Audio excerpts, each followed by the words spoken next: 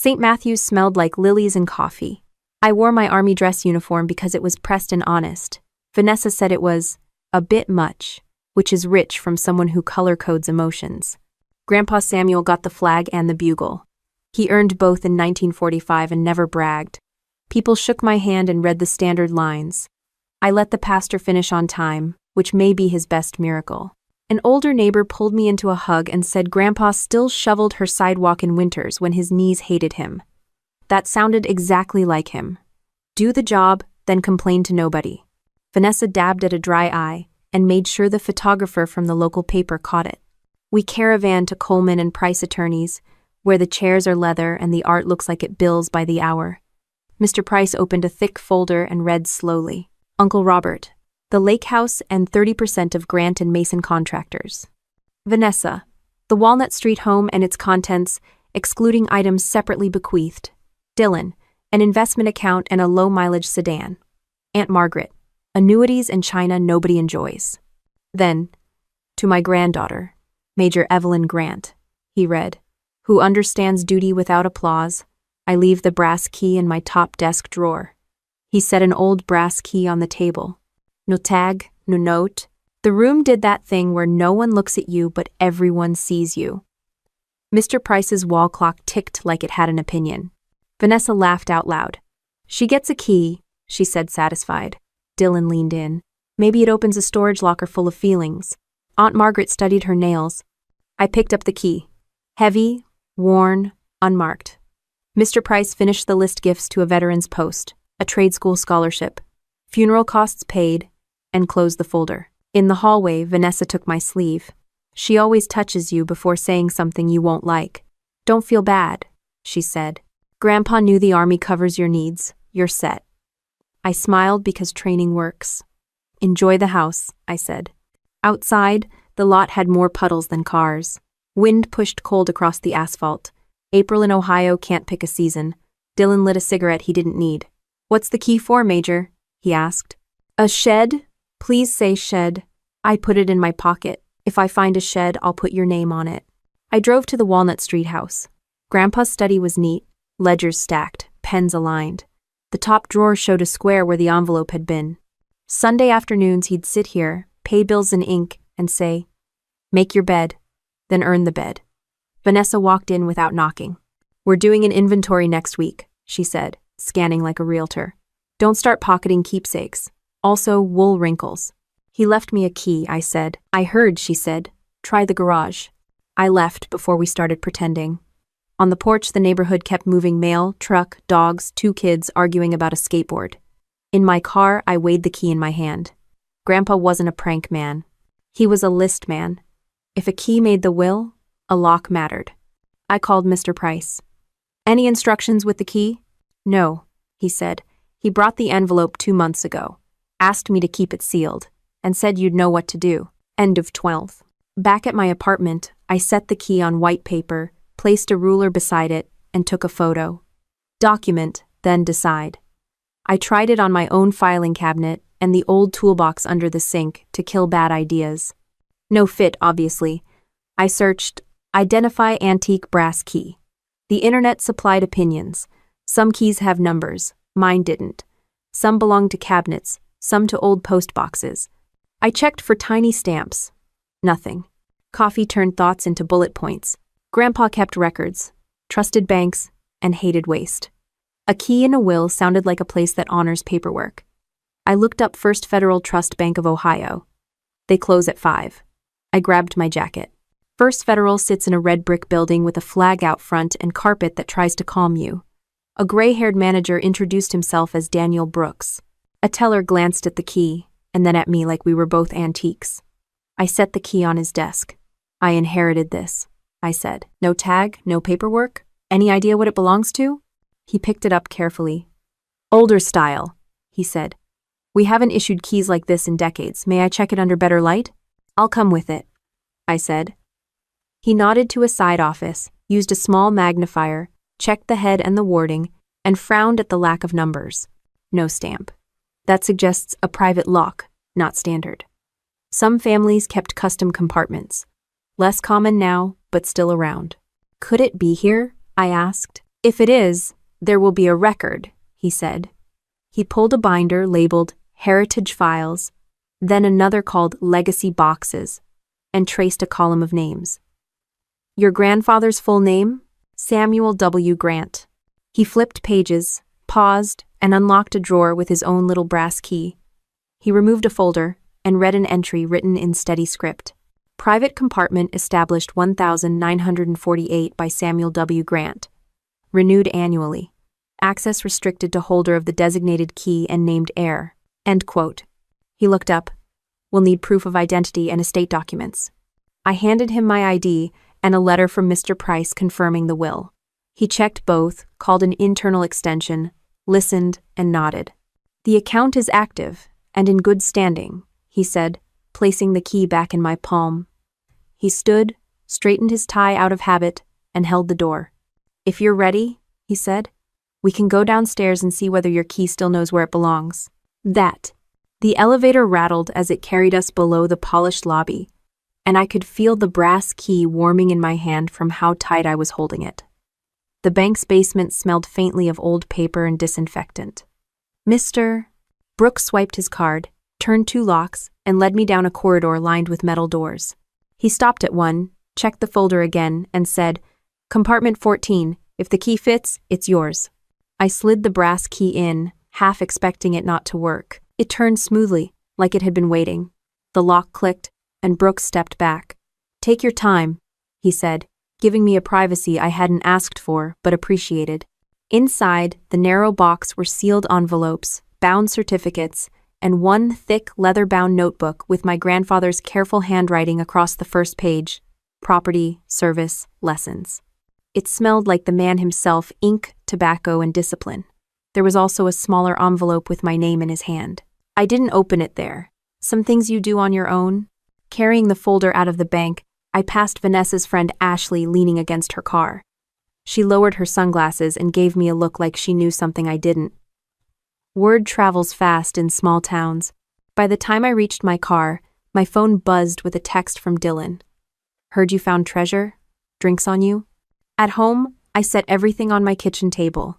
My apartment was tidy military habit, but suddenly the order felt fragile, like the documents could tilt the balance. I opened the notebook first. Grandpa had logged details of contracts, land parcels, investments in municipal bonds, and notes about men he'd served with. Every page was dated, signed, and precise. It wasn't wealth like gold bars, but it was value, disciplined, and steady. The envelope with my name contained a short letter. Evelyn, if you're reading this, the others already counted furniture and cars. You know better. Honor isn't on display, it's in the work. Use this key to guard what matters, not to flaunt it. The family won't understand at first, but you will. Grandpa. That line about the family won't understand burned hotter than coffee. Vanessa had spent her life performing understanding. She'd play the victim, the responsible one, the daughter who stayed close while I ran off to the army. I had the documents to prove otherwise now, but documents don't change people. By Sunday dinner at Aunt Margaret's, the whispers had spread.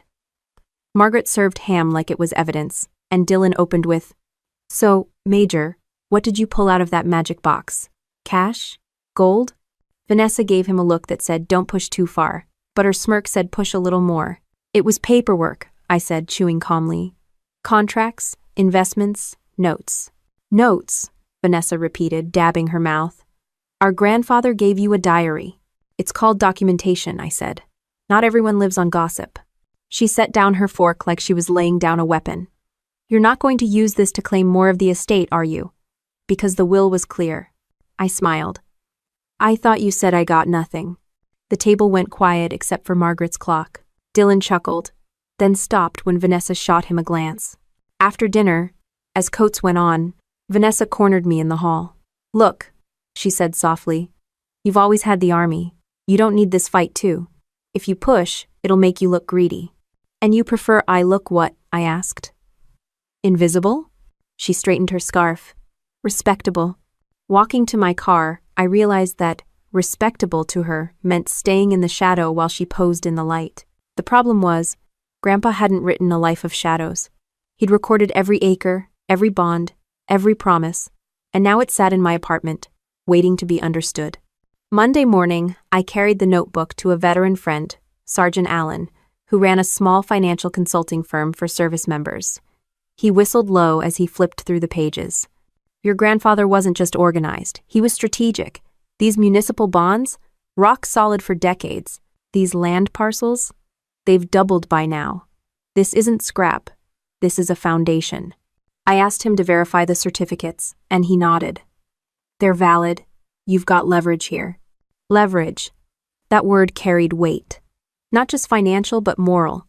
Vanessa wanted optics. I had records. She wanted applause.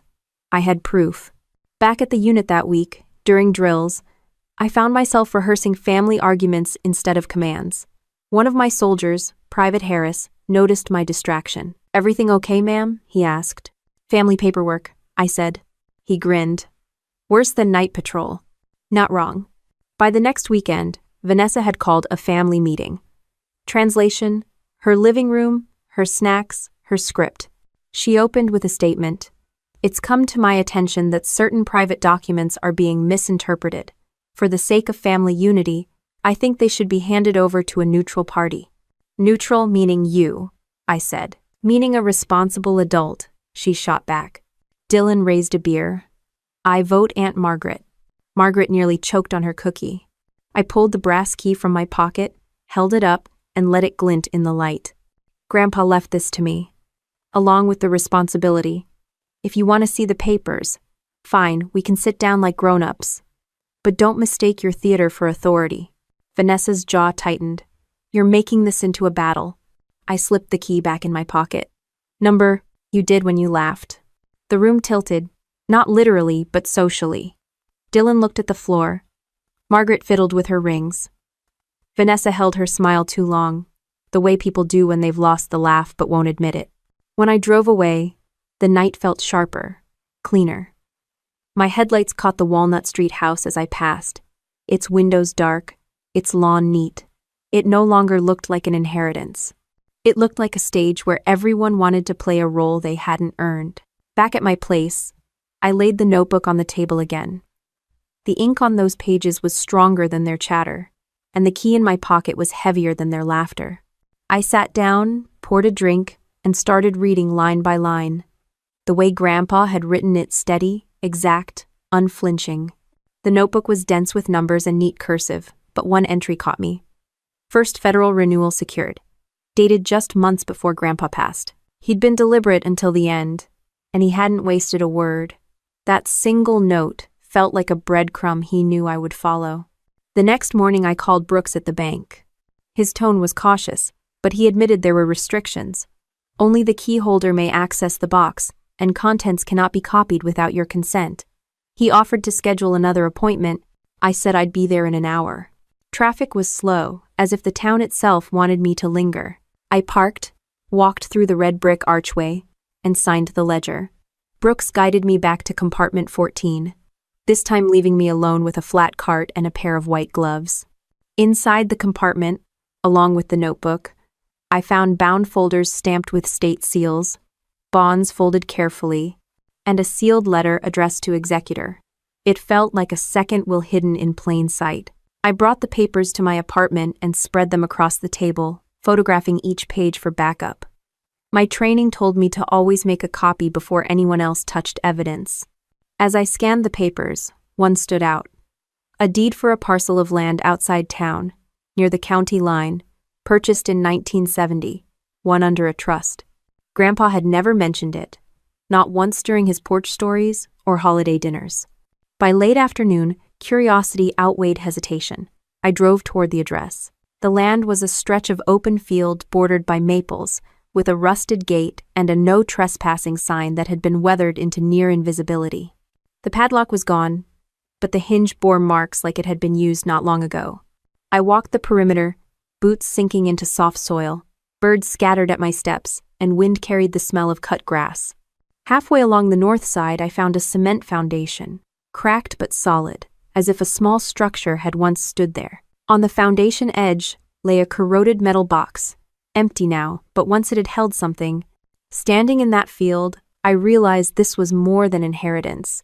It was continuity. Grandpa hadn't cared about antiques or bragging rights, he'd cared about security, the kind built quietly and kept steady. Vanessa would never understand land and bonds. She wanted houses with chandeliers and photographs on glossy pages. This land was different. It wasn't glamorous, but it was resilient. I returned home to find 3 missed calls from Vanessa and 1 from Dylan. The voicemail was pure theater. Evelyn, people are asking questions. If you're sitting on property deeds, you should bring them forward for review. Review. That word meant hand them over so I can decide. Instead, I called Sergeant Allen again. We met at his office, where he studied the deed. This is clean, he said. Taxes paid through last year. Whoever inherits this holds a valuable asset. Inder. Could my family contest it? I asked. Only if the will didn't address it, he said. But your grandfather placed it under a trust, renewed continuously. That's strong legal ground. Allen leaned back. Look, Evelyn, this isn't just money, it's legacy. He left you the key because he knew you'd protect it, not squander it. That night I reread Grandpa's letter, letting the words sink deeper. Use this key to guard what matters. He hadn't said spend or sell. He'd said guard. It echoed military duty, hold the line, defend the position, don't fold under pressure. The pressure came sooner than expected. 2 days later, as I stepped out of the armory after drill, Vanessa waited by my car. She wore her best coat, the kind she put on when she wanted to look like the responsible sibling. We need to talk, she said, smiling like it was optional. I crossed my arms. Then talk. She lowered her voice.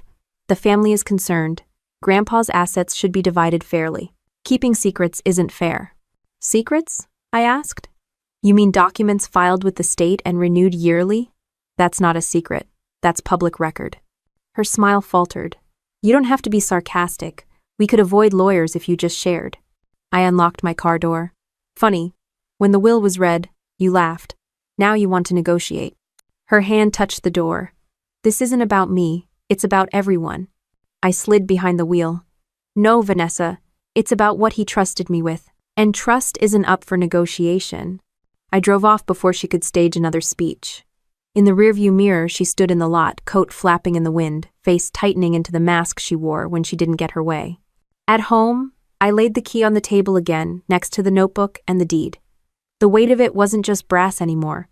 It was pressure, expectation, and proof.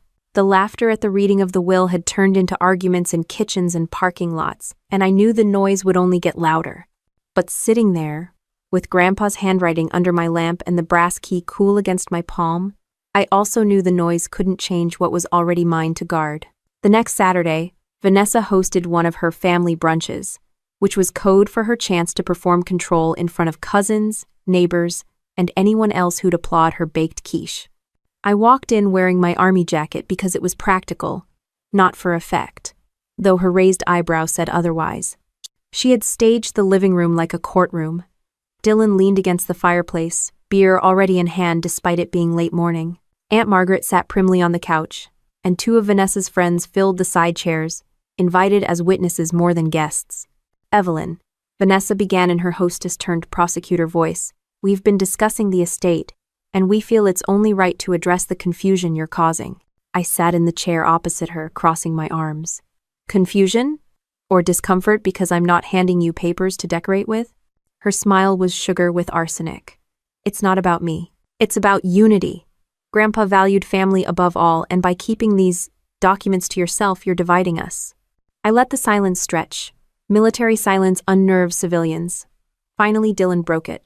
Come on, Major. Just tell us what's in the box. You don't even care about money. That's correct, I said evenly. I care about accuracy. Grandpa documented assets carefully. I'm making sure they're protected. Vanessa's eyes sharpened. Protected from whom? I leaned forward. From people who laugh before the will is finished. The jab landed.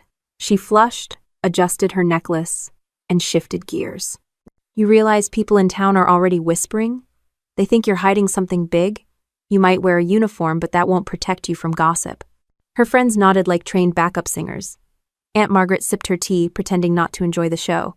I stood, tugged my jacket straight. You want gossip? Fine, keep talking. I'll stick to what's real. Grandpa trusted me for a reason.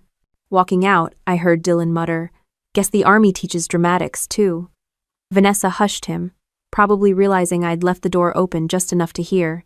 Outside, the sun was bright, the kind that exposes every crack in sidewalks and people alike. I drove to the Walnut Street house, needing air that wasn't poisoned by performance. Neighbors waved from porches, their faces curious. They'd heard Vanessa's version, no doubt. In small towns, stories spread faster than newsprint. The study smelled faintly of dust and furniture polish. I sat at Grandpa's desk, running my hand across the grain, imagining the years of ledgers he filled here. The key rested heavy in my pocket, but heavier was the realization that my family's scorn wasn't stopping. It was multiplying. That evening, at the grocery store, I caught two women glancing from the freezer aisle, whispering into each other's hair. One of them finally spoke. "Evelyn, we heard you came into quite a fortune. Must be nice." I smiled, the kind of smile we train with, firm, unreadable. Nice is relative. Groceries still cost the same. At checkout, the cashier hesitated before bagging my items, as if holding back a question. The rumors were working, thanks to Vanessa's careful planting. Back at my apartment, I laid out Grandpa's notebook again, rereading his exacting notes. Every entry was proof he thought ahead. He must have known this would happen, family turning whispers into weapons. But instead of warning me, he'd armed me with something stronger, records that couldn't be twisted by opinion. 2 days later, during unit drills, Harris approached me again. "Ma'am, heard something weird at the diner. People saying you're sitting on some hidden vault." I raised an eyebrow. "And you believe diner gossip now?" He laughed. "No, ma'am, but they sure do. Folks like stories more than facts." His words stuck with me. Vanessa understood that better than anyone. She didn't need the truth, she just needed a version that played well to the crowd. By midweek, Aunt Margaret called me. "Vanessa is talking about contesting the will formally," she said, her voice pitched low like we were conspirators. "She says Grandpa must have been confused when he gave you the key." I almost laughed. Confused? He documented land parcels down to the square foot. He wasn't confused. End quote. "She's convincing people otherwise," Margaret said. "Be careful." After the call, I stood at my window, looking at the street below. A couple walked a dog. Kids rode bikes. Life kept moving, while mine was being painted into a villain's portrait. Vanessa wanted me cast as the soldier who stole the family fortune, the ungrateful granddaughter hoarding secrets. I knew I couldn't fight gossip with denial. The only counter to performance was proof, delivered at the right moment, without theatrics. Grandpa's records would speak louder than her smirks. That night, I pulled the deed from its folder, tracing the lines of his signature. It wasn't just ink, it was his voice, steady and sure. He hadn't given me a stage prop. He'd given me a command: guard what matters. And as much as Vanessa tightened her grip on public opinion, I tightened mine on the truth, knowing which would outlast the other. The brass key dug into my leg through my pocket as I sat across from Brooks in his glass-walled office. He slid the logbook across for my signature, his face unreadable. "You've been accessing the box often," he said mildly. "I'm entitled to," I replied, pen scratching my name with the kind of finality drilled into me by years of paperwork. "Of course," he said, standing to escort me back to the vault. His shoes echoed against the marble, a rhythm that made me think of parade grounds. Compartment 14 opened with the same clean click, like it knew me now. This time, I pulled out everything, every sealed envelope, every certificate, every folded deed, and stacked them neatly on the cart. There was a sealed packet at the back I hadn't noticed before, thicker than the rest, bound with twine. Back in the private room, I cut the twine and opened the packet. Inside was a collection of letters, each one addressed to different names. Men I recognized from old stories Grandpa told about the war. Some had military addresses, others civilian. He'd kept correspondence, contracts, and even promissory notes that spanned decades. At the bottom lay a smaller leather folder embossed with his initials. Inside, I found a handwritten message titled, "To the Key Holder." The words pulled me down into the chair. "If you are here, it means you carry the weight of what the rest cannot. Money and land will tempt them, but what matters is not what shines, it's what lasts. The man or woman who holds this key must choose dignity over display. I trust you because you serve something greater than yourself. Guard this legacy with the same honor you give your uniform. Grandpa." I sat still, the folder heavy in my lap. His words weren't sentimental, They were orders. Orders written in ink, carved with the same certainty he'd carried into battle and later into family gatherings where no one recognized the discipline underneath. Later, back at my apartment, I spread the documents across the table like a field map. Bonds neatly tied, deeds labeled by parcel, letters stacked in order. The notebook sat at the center like a compass. His instructions weren't about inheritance, they were about stewardship. The hum of the fridge was the only sound as I read, line after line. Land that stretched into the county line. Bonds that matured steadily across decades. Contracts signed with witnesses long gone. Each page was boring in its precision, and that was the point. Stability isn't glamorous, it's steady. The knock on my door startled me. Dylan stood outside holding a six-pack, his grin sheepish. "Don't shoot, Major," he said. I let him in, watching his eyes dart to the papers spread across my table. He whistled. No wonder Vanessa's losing sleep. "Keep your voice down," I said, shutting the door. He cracked a beer, leaning against my counter. "Look, I don't care about paperwork, but Vanessa's turning the whole family into a circus. She's telling anyone who listens that you're hiding a fortune. She even told old Mrs. Carver that you've got gold bars under your bed." "Gold bars?" I laughed, shaking my head. "She's good at stories," he said, sipping his beer. "Always was." I studied him. "Why are you here, Dylan? To spy?" He held up his hands. "Nope. To warn you. She's planning something bigger than brunch speeches. Talking to a lawyer. Says Grandpa must have been manipulated when he gave you the key." That hit harder than I wanted to admit. To call Grandpa's clarity manipulation was an insult not just to him, but to me. Dylan finished his beer and left, leaving the smell of hops behind. I stood over the table, Grandpa's folder open, the words echoing, "Guard this legacy with the same honor you give your uniform." The next day, I took the notebook and letters to Sergeant Allen again. He leafed through them, nodding slowly. "Your grandfather was sharper than anyone gave him credit for. These aren't just records, they're proof of intent. Anyone claiming confusion is going to hit a wall here."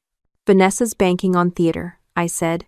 "Then don't play her game," he replied. "Play your own. Quiet, precise, effective." His advice mirrored Grandpa's pre-6, and as I drove back, I thought of Vanessa rehearsing lines in front of her mirror, practicing indignation, perfecting her victim face. She'd underestimated me the same way she underestimated the army that behind the uniform was a woman trained to hold ground, absorb pressure, and not blink first. That evening I sat by the window, the key warm in my hand.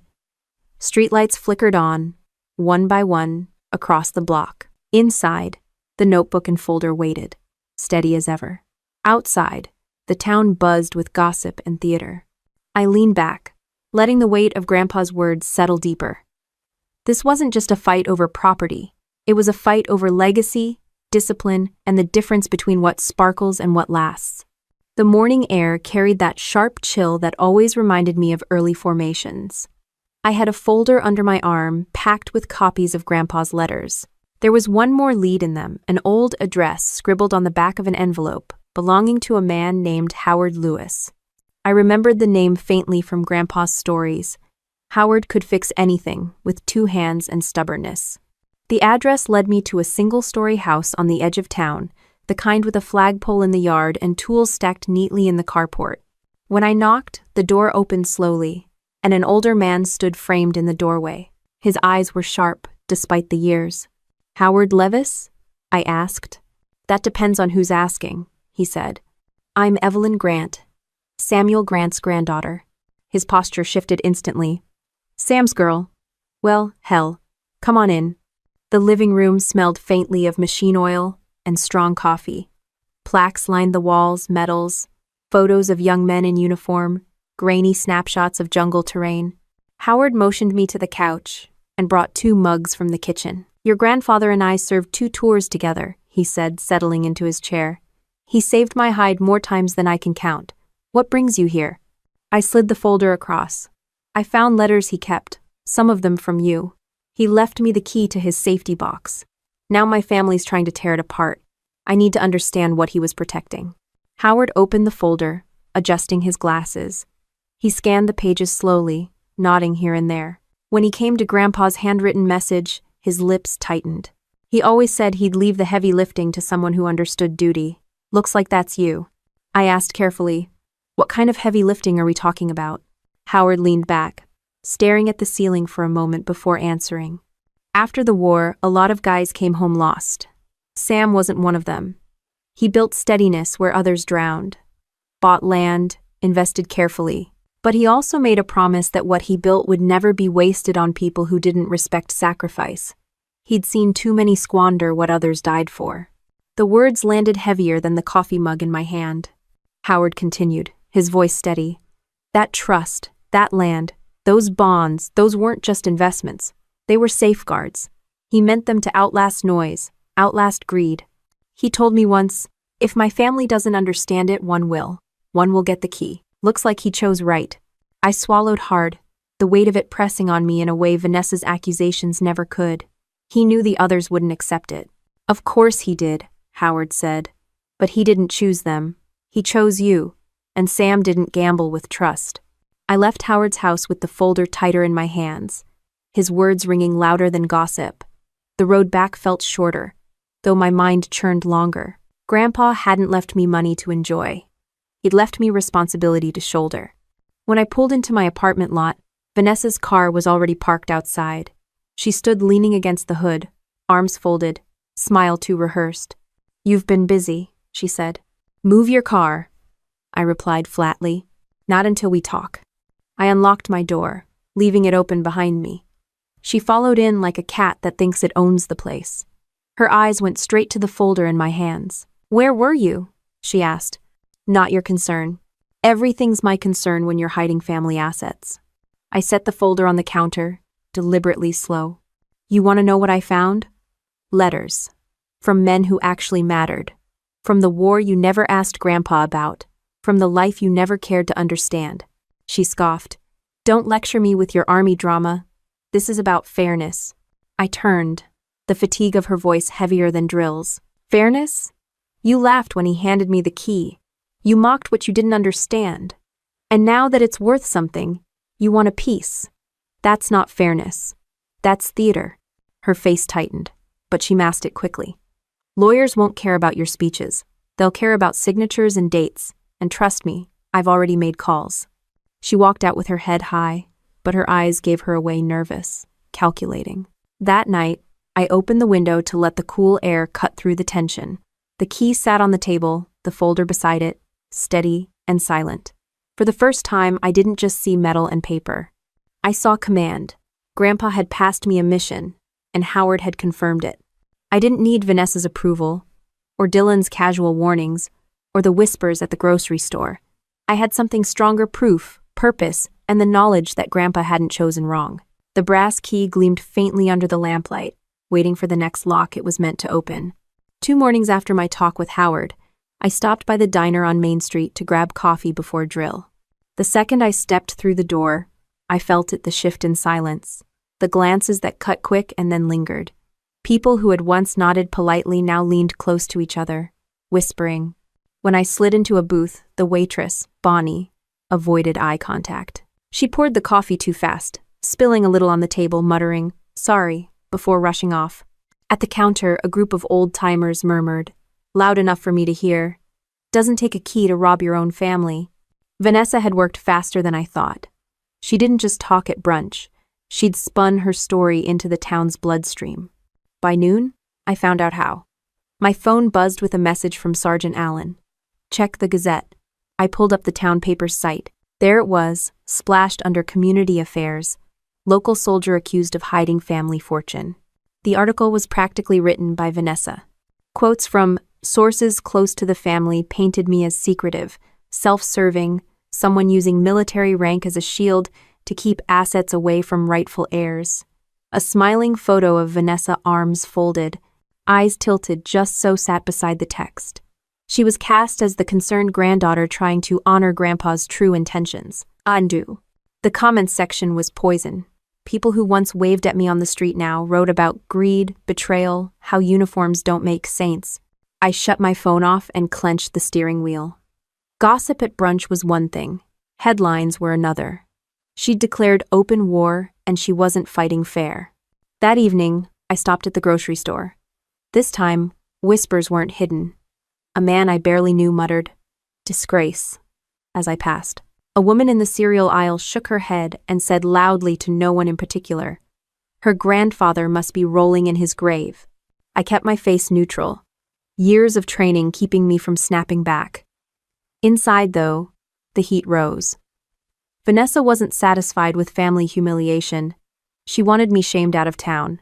Back at my apartment, I sat at the table, the brass key between my fingers, steady and unyielding. That was when the knock came. Dylan again. But this time, no beer, no smirk, just tension. "She's gone too far," he said when I opened the door. I didn't argue. She called the paper, fed them half-truths and pure lies, told them you were exploiting Grandpa's age, told them you're hiding bonds and property. She wants you cornered. I leaned against the doorway. "And you? You just watched?" He winced. "What do you want me to do? She's my sister too. She's your ringleader." I shot back. He didn't deny it. He just looked down, scuffing his shoe against the concrete. "Listen, whatever you're sitting on, it better be bulletproof, because she's not stopping until it's hers." When he left, I turned back to the table. The documents were already spread out, deeds, bonds, Grandpa's letter. Bulletproof wasn't the issue. The truth was solid. The problem was optics. Vanessa thrived on performance, on the way things looked, and right now, she'd painted me as the villain.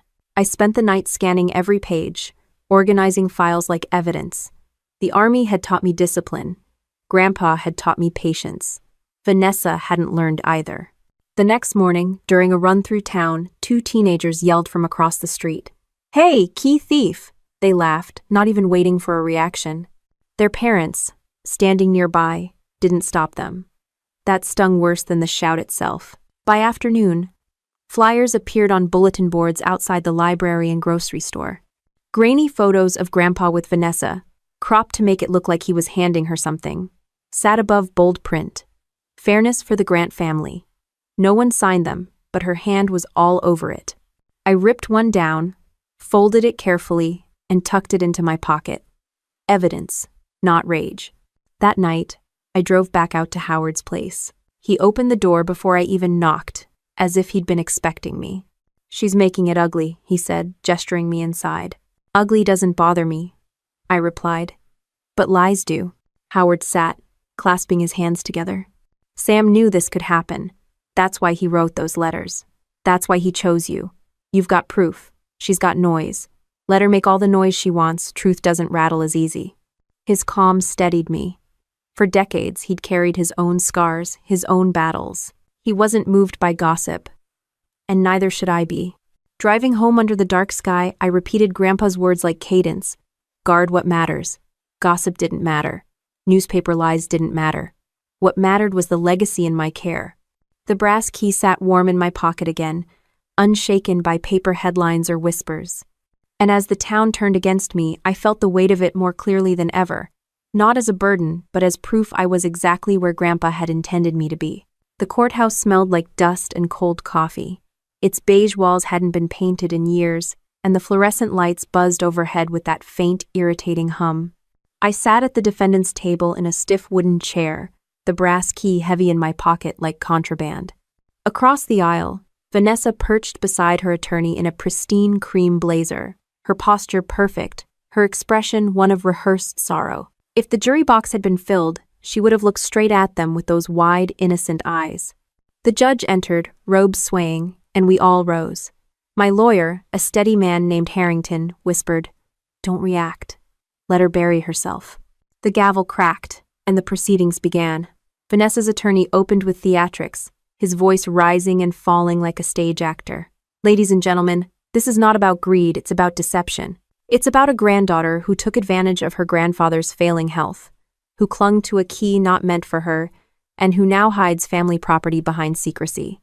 He gestured broadly toward me, then toward Vanessa, who dabbed at imaginary tears. "My client only seeks fairness." I kept my face calm, but my hand curled against my thigh. Harrington had told me this would come, that they would paint me as a manipulator, a soldier using rank to bully family, and there it was, spelled out in headlines for a courtroom instead of a newspaper. When it was Harrington's turn, He stood without drama, smoothing his tie.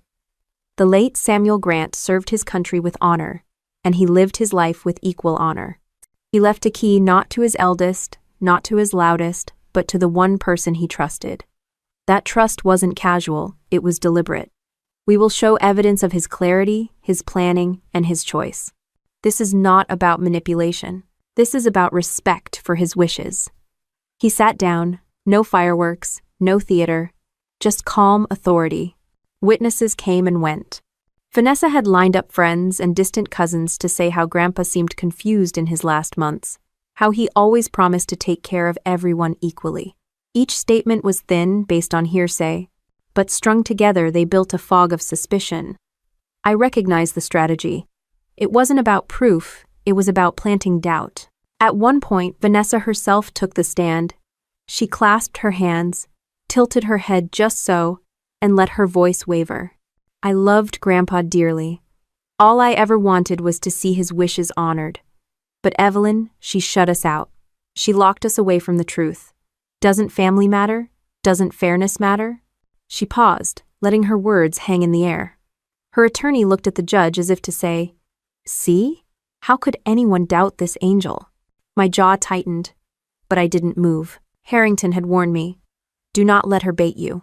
When it was our turn, Harrington called the bank manager, Brooks, who confirmed in precise detail how Grandpa had come in alone, clear-minded, insisting that the key belonged to me. He described Grandpa's signature as strong, consistent, not shaky.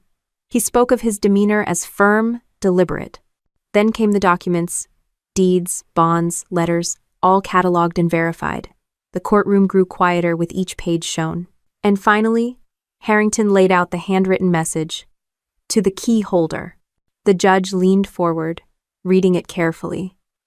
Vanessa shifted in her chair, her polished smile faltering for a moment. Still, her attorney tried to poke holes. Handwriting can be forged, memories can be selective. Isn't it possible he was influenced? Isn't it possible the so-called key holder pressured him?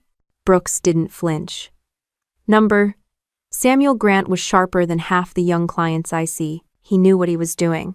The tension in the room rose, but Harrington stayed steady. He called no more witnesses, closing his folder deliberately. His final words, "This case is not about fairness defined by who shouts the loudest. It is about honoring the intent of a man who served his country, built a legacy, and chose a guardian. That guardian sits here today, fulfilling that trust." The judge announced a recess. I stepped out into the hallway, where the buzz of spectators mixed with the stale air. Some people avoided my eyes. Others stared openly, measuring me like I was on parade. By the vending machines, Dylan stood awkwardly, hands shoved in his pockets. "She's got them eating out of her hand," he muttered. "She's got noise," I said. "I've got truth." He looked at me, uncertain, then nodded. "Don't let her win." I didn't answer. Winning wasn't the goal. Holding ground was. Grandpa hadn't trusted me to perform. He'd trusted me to protect. When the recess ended, we filed back in. Vanessa avoided looking at me, but her fingers twisted her necklace in small, nervous circles.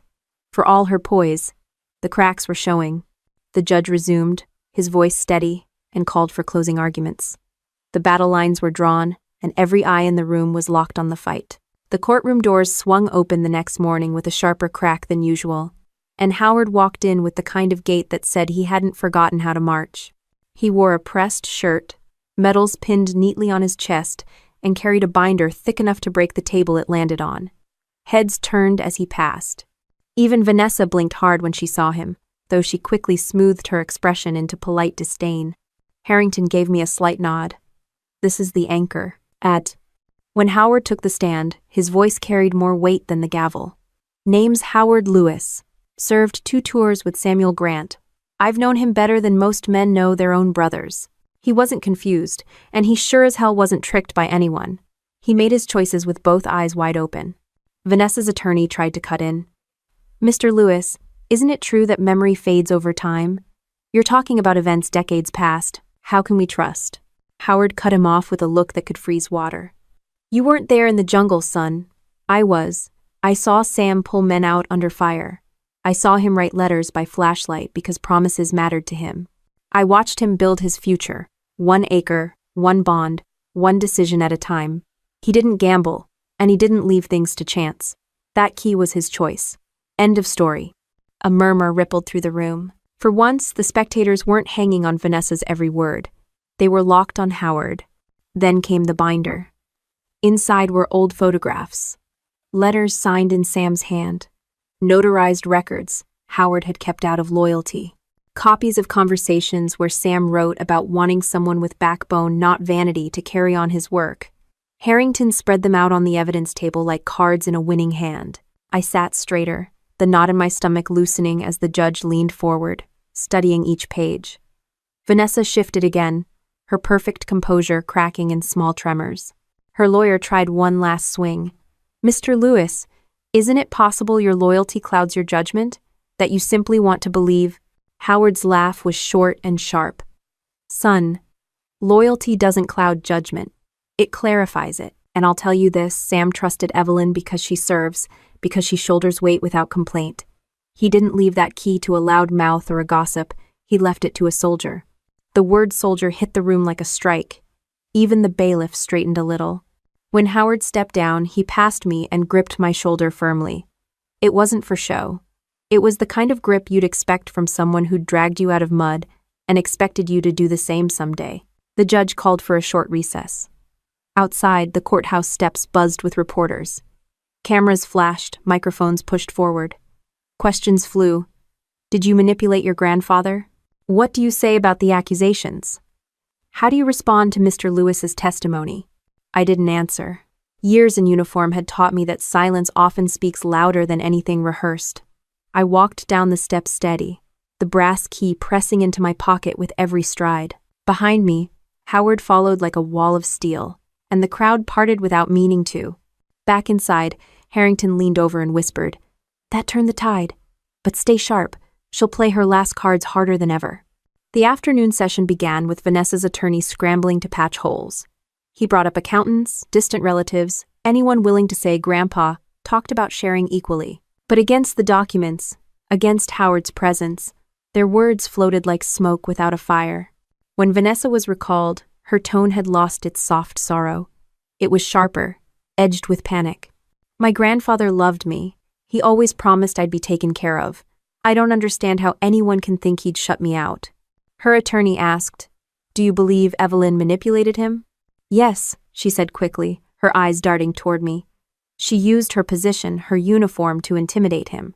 The judge raised a brow. "Is there evidence of that?" Her silence stretched too long.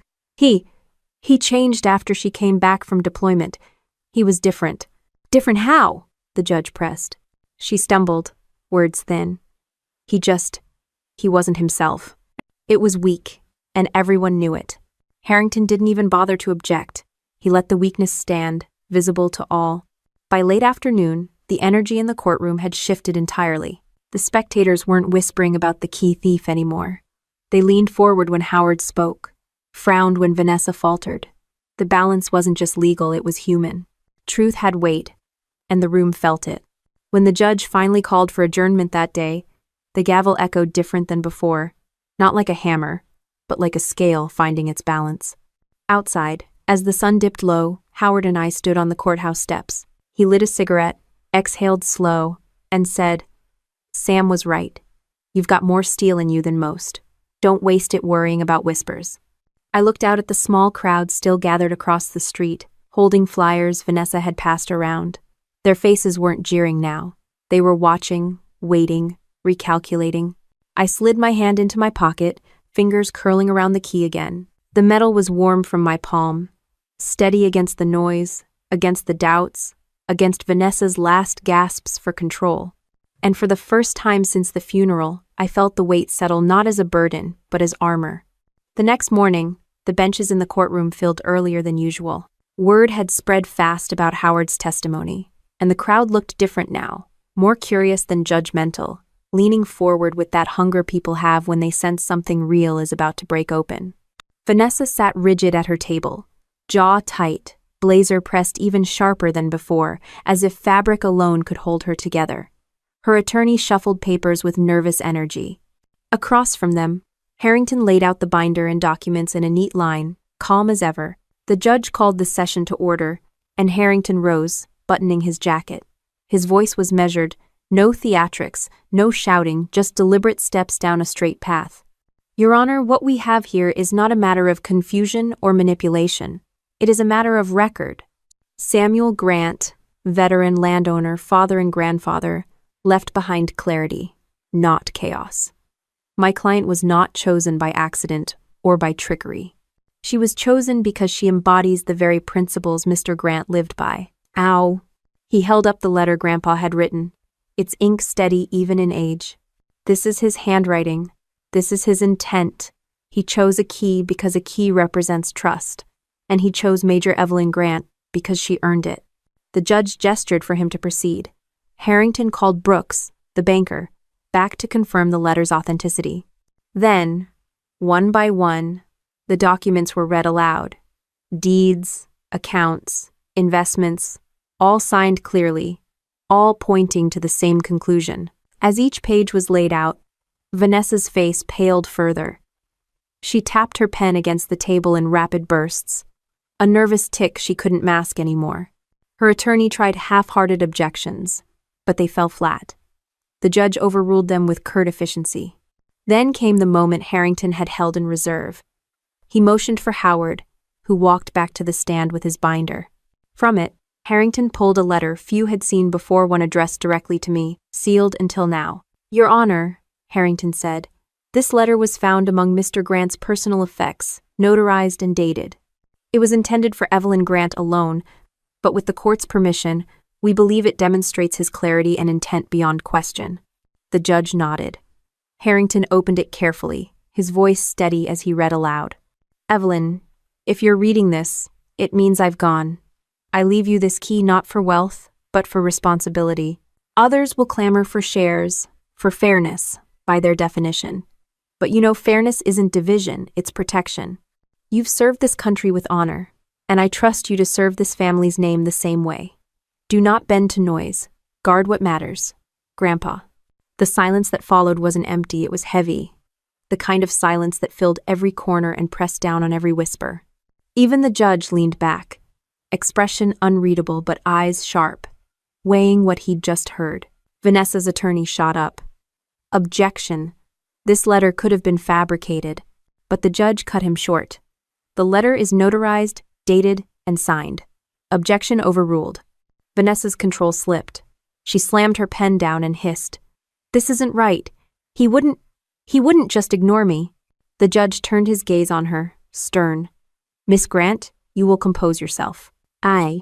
Her face flushed crimson, but the outburst had already cracked the veneer she'd worked so hard to keep polished. The spectators noticed. A murmur ran through the benches, not of doubt about me anymore, but about her.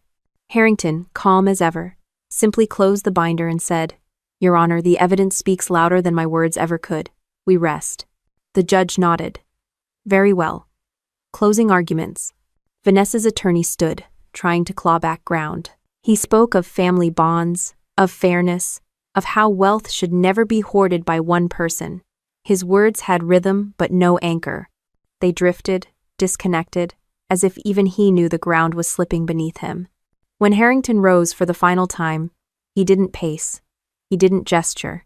He simply looked at the judge and spoke like a man stating fact, not opinion. This case is not about jealousy or perception. It is about honoring a man's deliberate choice. Samuel Grant's record is consistent. His letters are clear. His witness is credible. His trust was placed in one person, and that person has carried herself with dignity in the face of insult and slander. The law does not bend to gossip. It upholds intent, and the intent here is undeniable. He sat down, no fanfare, just certainty. The judge leaned forward, hands clasped, eyes scanning the evidence before him.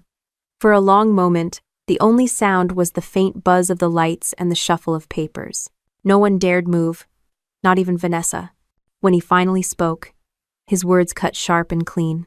The court recognizes the evidence presented. The will is upheld.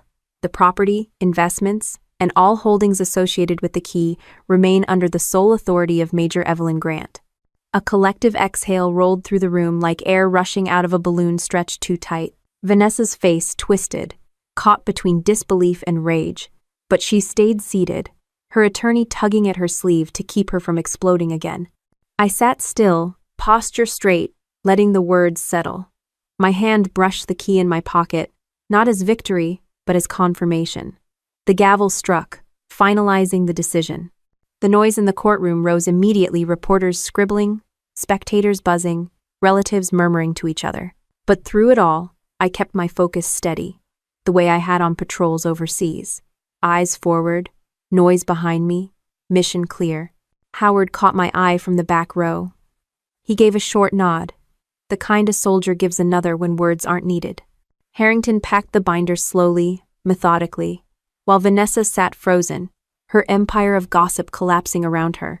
The truth wasn't just spoken, it had been carved into record. And nothing she said, no whisper she spread, could erase it now. The courthouse emptied slowly, a stream of bodies buzzing with the weight of what they'd just seen. But Vanessa wasn't finished. She pushed through the crowd, her heels clacking like hammer blows on the marble floor, her attorney trailing behind like a man who knew he'd lost but couldn't stop the train wreck. She turned sharply toward the reporters clustered near the doors. She manipulated him.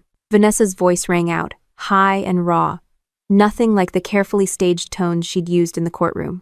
Cameras swiveled immediately, microphones lunged closer. She used her uniform to intimidate him, to control him.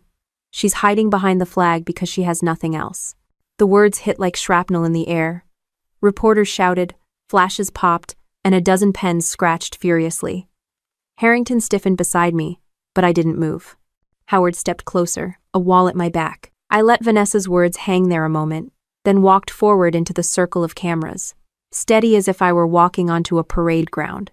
My voice didn't rise, I didn't need it to. My uniform is not a shield. It's a record. Every stripe, every ribbon, every scar earned. My grandfather didn't give me that key because of my uniform.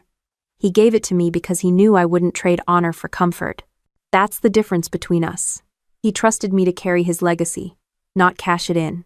That. The crowd surged, reporters yelling questions over each other. Vanessa sputtered, face red, words dissolving into broken accusations. She's lying, she can't. But it was done. The reporters weren't circling me anymore, they were circling her. They smelled blood, and it wasn't mine. One of them shouted, "Vanessa, do you have proof of these claims?" Her eyes darted, her mouth opened, but no words came. Cameras clicked. It was all the answer anyone needed. Howard leaned close enough for only me to hear. "Don't swing at her. She's already knocked herself out." I gave the faintest nod. The next day, the local paper ran with the headline, "Keyholder Vindicated. Family Feud Ends in Courtroom Clash." Below it was a photo of Vanessa mid-outburst, face contorted, captioned with her accusations that fell flat. My own picture sat beside it calm, hands folded, the key visible against the outline of my jacket pocket. But if Vanessa couldn't win in court, she tried to win in the court of public opinion. She called into radio shows, posted online, claimed the whole trial was rigged. She spun stories about me bullying the family and hiding millions. It almost worked online. Comments swelled with strangers parroting her lies. But then something else happened. Veterans groups started posting in response. Howard's unit put out a statement about my grandfather's service, about the kind of man he was, and why his trust mattered. Soldiers I'd served with added their voices, talking about my integrity, about deployments, about sacrifices that didn't fit Vanessa's little narrative of greed. It spread fast. The hashtags weren't about Vanessa's claims anymore. They were about honor, service, and family.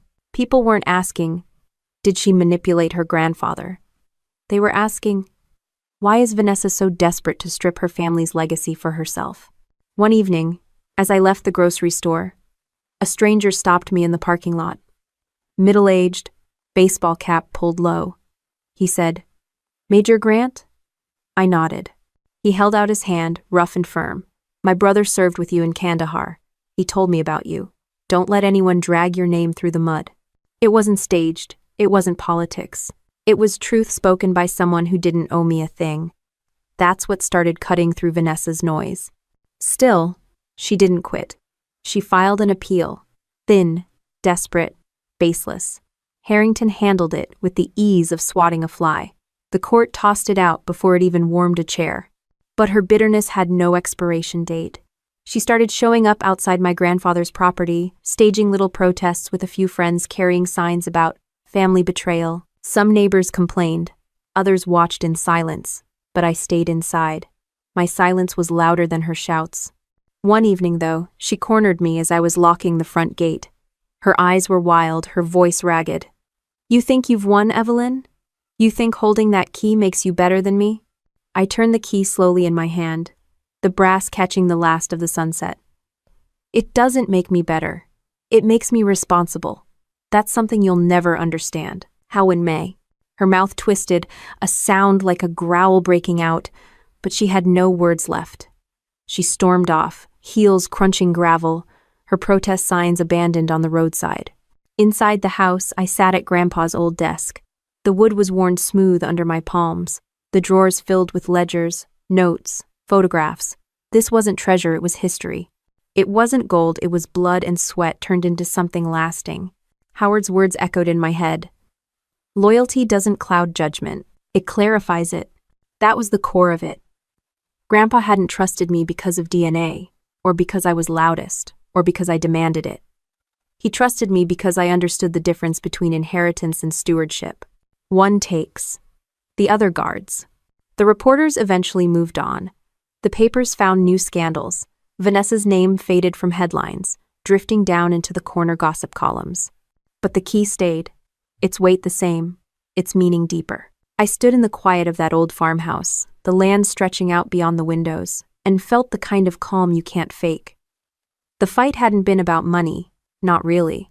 It had been about whether honor could survive noise, whether trust could stand against jealousy, and it had.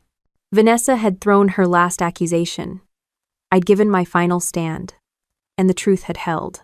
The courthouse buzz had faded, but the echo of the verdict lingered everywhere I went. At the coffee shop downtown, people who once avoided eye contact now nodded at me with cautious respect. Some smiled, others muttered, "Good for you, Major," as they passed. It wasn't applause, but it was acknowledgement, the kind that sticks deeper than noise. Vanessa, meanwhile, disappeared from the main stage. Her tantrum outside the courthouse and her failed appeal left her credibility in ruins. The local news cycle moved on, hungry for fresher scandals, but she still lingered on the edges, trying to claw back relevance.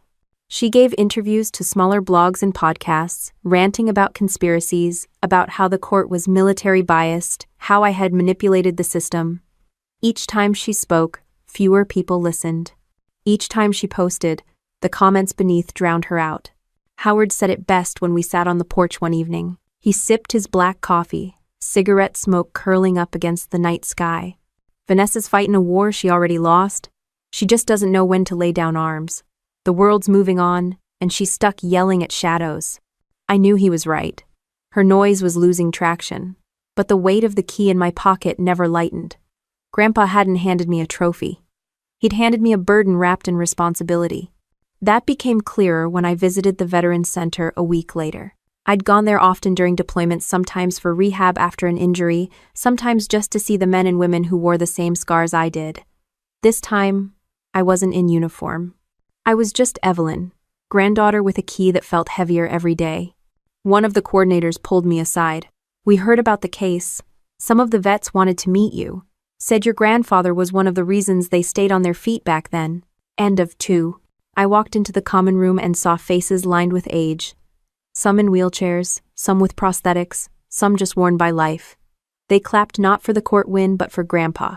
They told me stories I'd never heard.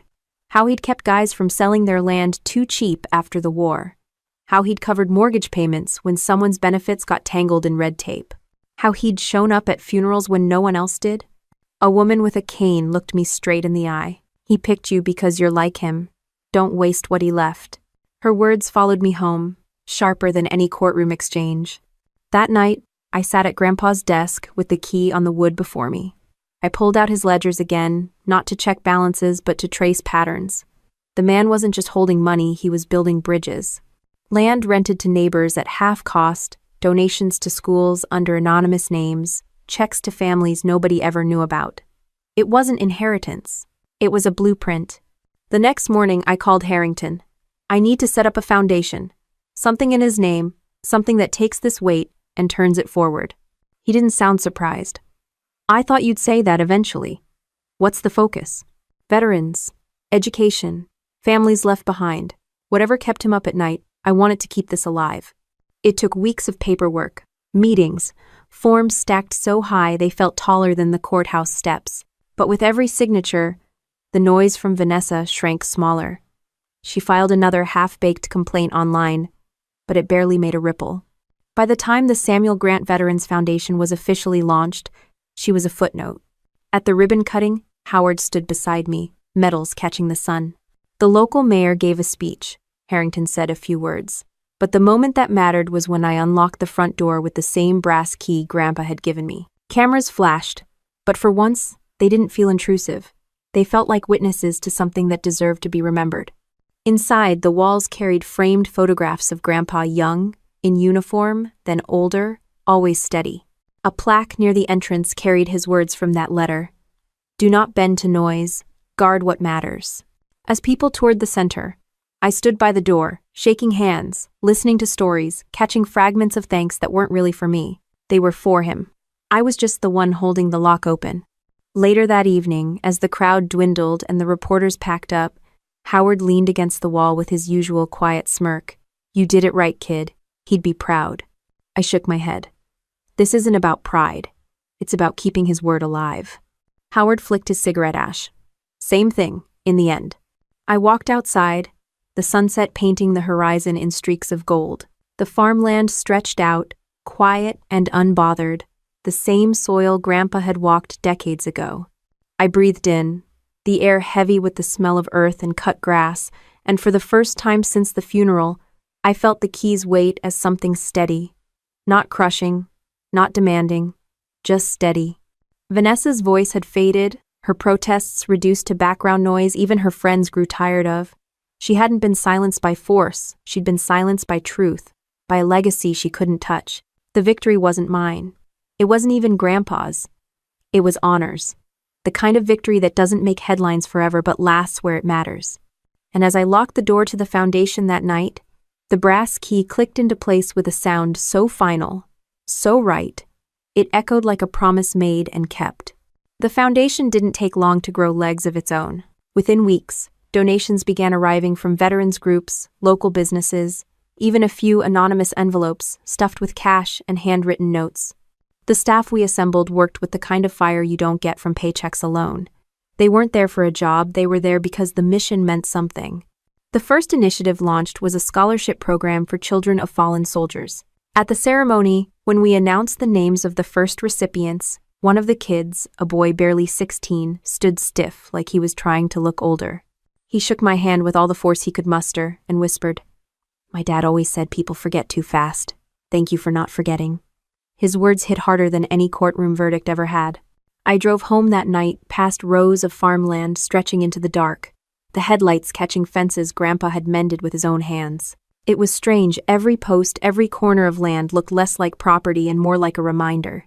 He hadn't left me wealth to guard, he'd left me lives to touch. Vanessa never showed up at any of these events. Her silence was almost louder than her old noise. A few bitter posts online, a snide comment here and there, but the town had moved on. People who once nodded to her in church now crossed the street. Her own bitterness had become her exile. Meanwhile, I began spending more time at the foundation, less at the farmhouse. But I never left the farmhouse empty. Every week I walked through the halls, checking the rooms, dusting the frames, keeping the land alive. One evening, as I was locking the barn, a young soldier approached. He had the stiff walk of someone still healing. "You Major Grant?" he asked. I nodded. My unit heard about the foundation. My buddy, he didn't make it back. His wife's been drowning in bills. She didn't want charity, but she might listen if it comes through you. I told him to give me her name. A week later, she walked into the foundation office, shoulders hunched, eyes tired. We set her up with support, groceries, childcare, job placement. Watching her leave with her head held just a little higher was like watching a storm break into sunlight. That was when I knew this wasn't a side project. This was the work. Howard came by often, though he never stayed long. He'd sit in the back during meetings, listening, occasionally throwing in one of his dry comments that cut through the noise like a blade. One afternoon he brought me an old photograph Grandpa standing with his unit, mud on their boots, grins on their faces despite the weight of rifles slung across their shoulders. He was the same then as he was later, Howard said, tapping the glass. Didn't care about who had the loudest mouth, cared about who showed up when it mattered. Guess that's what he saw in you. I kept that photo on my desk at the foundation. Every time I felt tired, every time the paperwork stacked higher than the mission, I'd look at it and remember the simple truth. Showing up when it matters is all that counts. The community began to shift, too. The farmhouse wasn't just my place anymore. It became a landmark, a story people told. That's where Samuel Grant lived. His granddaughter runs the foundation now. It wasn't bragging, it wasn't folklore. It was recognition that legacies can breathe if you keep them fed. One fall morning, I hosted an open house at the farmhouse for the foundation's donors and volunteers. We walked the land, shared food under the trees, and told stories not just of Grandpa, but of the families being helped. A veteran's daughter read a poem about her father. A widow spoke about finding her footing again. By the end, there wasn't a dry eye in the yard, not even Howard's, though he blamed the wind for it. As dusk fell and people drifted off, I stayed behind, watching the lights fade across the fields. For the first time, I understood that the key wasn't a symbol of ownership at all. It was a transfer of duty. Grandpa hadn't chosen me to hoard what he built, he'd chosen me to keep it moving forward. The weight of that realization didn't feel crushing anymore. It felt like armor, something you wear, because it protects more than just you. Vanessa's name eventually vanished altogether from public talk. She hadn't died, she hadn't left town, but she'd been swallowed by her own irrelevance. People don't remember the loudest voices, they remember the ones that stand when it counts. Years later, when the foundation had expanded to 3 states and the scholarships had doubled, a journalist asked me during an interview if I felt vindicated after all the family conflict. I thought about Vanessa, about the courtroom, about the venom she'd spit in front of cameras. Then I thought about the boy who shook my hand, the widow who walked taller, the photo of Grandpa and his unit. Vindication isn't the word, I told him. Honor is. That's what survived all of this. That's what matters. He wrote it down, but I didn't care if it made the article. I hadn't said it for print. I'd said it because it was true. At night, I still keep the key on the desk by my bed. Its edges are worn, the brass dulled, but its meaning has never faded. It doesn't unlock just a box or a house, it unlocks a legacy that can't be shut away. Sometimes, when the house is quiet, I hear Grandpa's voice in my head, steady as ever, guard what matters. And I know I am. The farmhouse is quiet again tonight. The crickets outside louder than any courtroom or headline ever was. I sit at Grandpa's desk, the same one where he signed checks for neighbors, where he scribbled notes in margins that only made sense to him, where he tucked away the ledgers I once thought were just numbers. The key rests beside me, warm from the touch of my hand. The same key that started a war inside my family but ended up unlocking something far greater. I used to think revenge meant tearing someone down, proving them wrong, making them eat their own words. But standing here now, I realize revenge isn't about destruction, it's about survival. It's about proving that noise can't erase honor, that greed can't suffocate legacy. Vanessa screamed, lied, clawed, and threw everything she had at me, but in the end, her fight wasn't with me. It was with herself.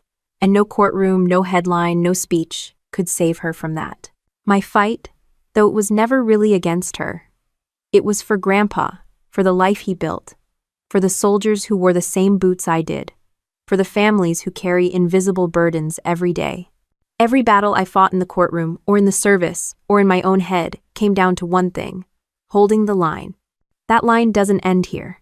It stretches forward, through the foundation, through the scholarships, through every handshake with a veteran who thought the world had forgotten them.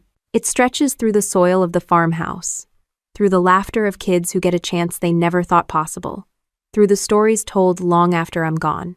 The truth is, the key was never the prize, it was the reminder. A small piece of brass heavy enough to teach me that what we inherit isn't money or property, it's the responsibility to stand when it matters most. And as long as I carry that, Grandpa's voice will never fade. I close my hand around the key one last time tonight and slide it back into my pocket. Outside, the land lies still under the moonlight.